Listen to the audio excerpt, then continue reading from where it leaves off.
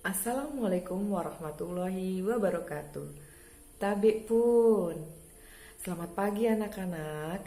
Ibu doakan semua hari ini, pagi ini dan seterusnya kita dalam keadaan sehat walafiat. Amin ya Allah ya Rabbal alamin.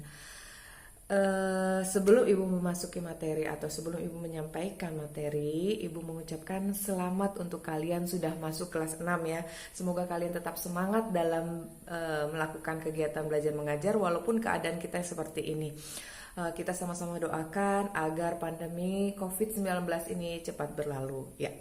Baiklah, oh iya satu lagi sebelum ibu menyampaikan materi, ibu terlebih dahulu memberikan berita atau informasi bahwasanya setelah ajaran baru ini atau masuk ajaran baru ini 2020-2021, ibu menjadi guru bidang studi yaitu PJOK. Mungkin kalian gak asing lagi ya dengan PJOK. PJOK adalah pendidikan jasmani olahraga. Materi pagi ini ibu akan menyampaikan tentang kebugaran jasmani ya.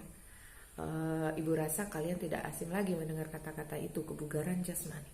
Tapi mungkin kalian lupa apa itu kebugaran jasmani.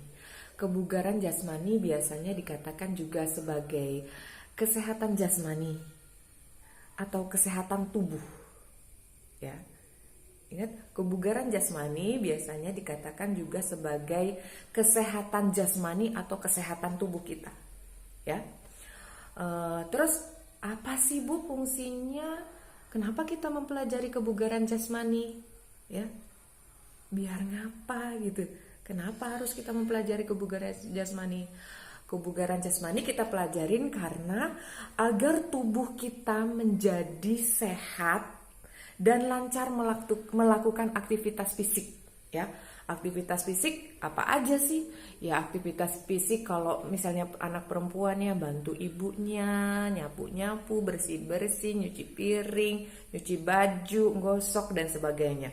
Kalau anak laki-laki mungkin bisa jadi aktivitas fisiknya bantu ayahnya ke kebun, nyangkul dan lain-lain ya.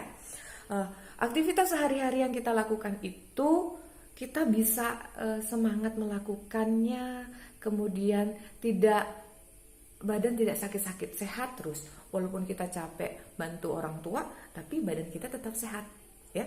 Dan tidak merasakan sakit. Aduh, capek loh. Kalau udah capek loh gini, ada kemungkinan kalian tidak pernah melakukan latihan fisik atau kebugaran jasmani kalian kurang, ya. Oke. Ada beberapa komponen dalam kita latihan kebugaran jasmani ya. Untuk membentuk kebugaran jasmani atau untuk tubuh kita agar sehat atau kesehatan jasmani kita tercapai, itu ada beberapa komponen yang kita pelajari untuk membentuk kebugaran jasmani, yaitu kekuatan, daya tahan, kemudian muscular power atau daya otot, kemudian kecepatan, daya lentur, kelincahan, koordinasi, keseimbangan, ketepatan, dan reaksi. Namun untuk kali ini kita lebih menekankan pada materi daya tahan tubuh. Ya. Apa itu daya tahan tubuh? Ada yang masih ingat atau sudah pernah mempelajari atau sudah mendengarnya? Baik, kalau ada yang lupa, sudah pernah dengar tapi lupa, Ibu sampaikan kembali.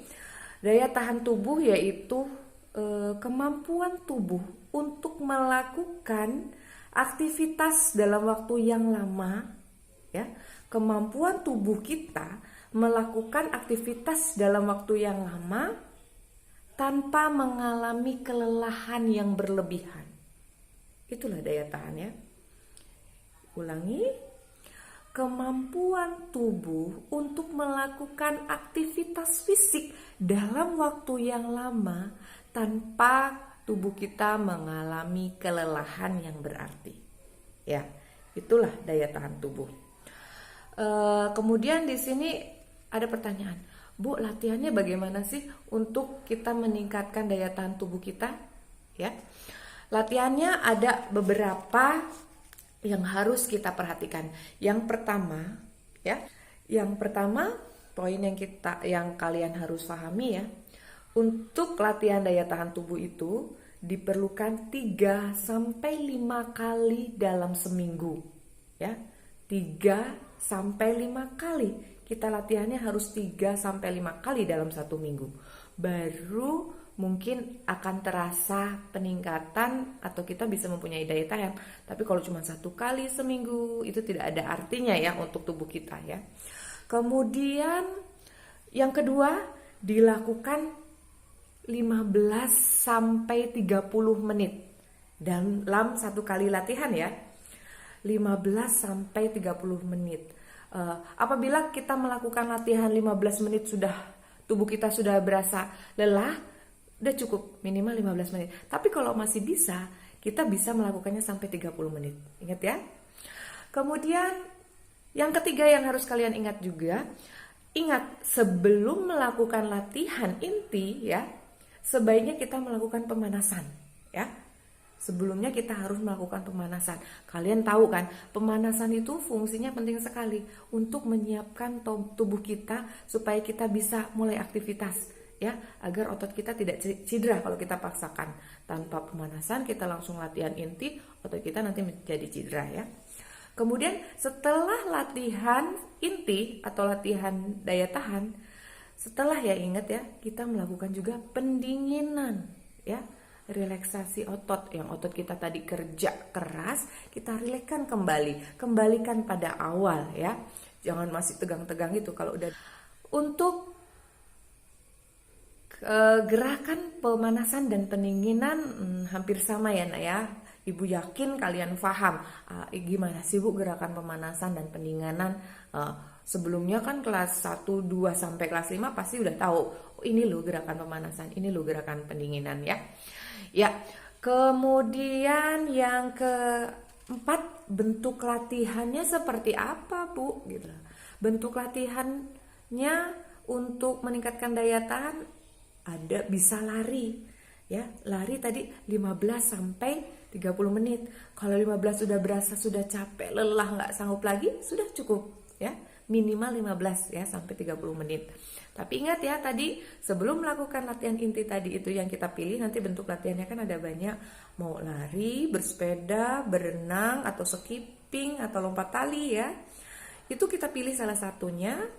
Dan ingat sebelum dan sesudahnya kita harus melakukan, sebelumnya kita melakukan pemanasan dan sesudahnya kita harus menutup dengan pendinginan ya. Ya, lari 15 menit kalau udah capek sudah cukup ya. Kalau belum capek kita boleh tingkatkan lagi ke 20 menit, ke 30 menit. Kemudian bersepeda pun seperti itu. Kemudian berenang. Tapi mungkin untuk saat ini kita belum bisa ya untuk berenang karena pandemi kita yang corona ini yang masih mengkhawatirkan untuk kita bisa keluar rumah atau beraktivitas berkumpul ramai-ramai, itu bahaya ya. Kita tujuannya untuk kesehatan, tapi karena kita kumpul kita tidak ingat bahwa resiko di luar lebih bahaya gitu ya. Kemudian bisa juga melakukan skipping tadi ya. Tahu kan ya nak ya, skipping atau lompat tali. Itu lakukan minimal 15 menit ya. Itu tadi, oke, itu tadi materi yang Ibu bisa sampaikan pagi ini. Ibu harap kalian bisa memahami. Apabila kalian kurang paham, bisa putar kembali video ini atau bisa tanyakan Ibu langsung japri ya. Untuk materi ini Ibu ingin memberi tugas kepada kalian, yaitu tugasnya membuat program latihan. Atau nggak usah terlalu tinggilah program latihan, buat jadwal latihan. Misalnya 1 minggu saja. 1 minggu Ibu minimal kalian membuat 3 latihan aja. Mau pilih hari Senin, Rabu, Jumat, atau pilih yang lain mana, terserah. Senin kalian mau ngambil bentuk latihan jasmaninya lari misalnya. Terus Rabu bentuk latihan daya tahannya bersepeda boleh. Terus Jumat bentuk latihannya skipping lompat tali boleh. Atau kalian samakan dari Senin, Rabu, Jumat kalian samakan bentuk latihannya juga boleh. Tapi minimal harus 15 menit ya. Dan jangan sampai hari pertama kalian 20 menit, hari kedua malah turun jadi 15 menit, jangan ya. Kalau bisa meningkat atau bertahan di 15 menit, 15 menit, 15 menit. Jangan sampai 20 menit atau awalnya masih semangat 30 menit, kedua 20 menit, ketiga 15 menit. Itu nggak bagus ya nak. Harus meningkat atau standar minimal sama ya. Kemudian yang kalian buat itu dan kalian laksanakan. Misal kalian udah buat jadwal, kalau dilaksanakan di checklist, kalau nggak dilaksanakan ya di strip atau silang ya. Ibu tunggu seminggu Senin depan hari Selasa kalian ya, pelajaran PJOK hari Selasa. Ibu tunggu hari Selasa kalian kumpul tabelnya atau program latihan fisik kalian, daya tahan tubuh, atau jadwal latihan kalian daya tahan tubuh. Ya, terima kasih. Ibu akhiri. Wassalamualaikum warahmatullahi wabarakatuh. Semoga sehat selalu.